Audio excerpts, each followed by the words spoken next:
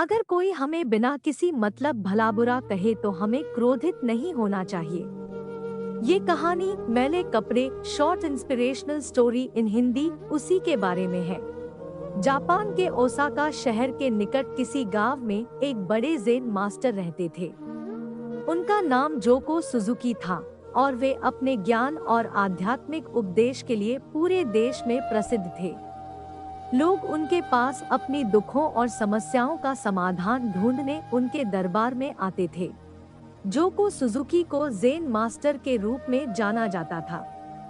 वे न केवल एक दिग्गज ज्ञानी थे, बल्कि एक महान संवादक भी थे। उनका शैली सदैव प्रसन्न और सहयोगी था। एक दिन जोको सुजुकी मौन जपने का सिलसिला छोड़कर अपने एक अनुयायी के साथ एक प्राकृतिक सैर पर निकले।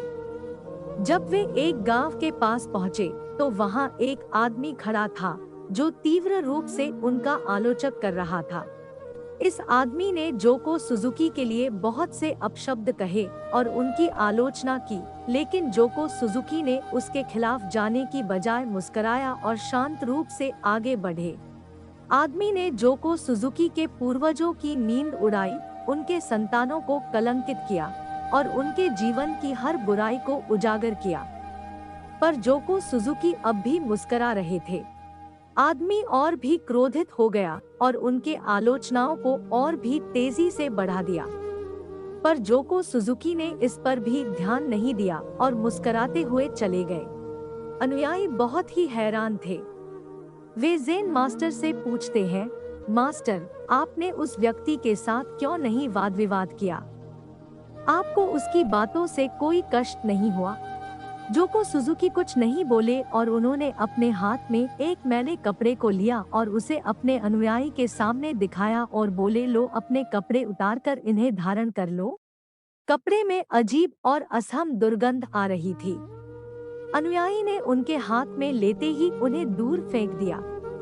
जोको सुजुकी ने कहा, क्या हुआ? क्या तुम इन कपड़ों को नहीं ग्रहण कर सकते?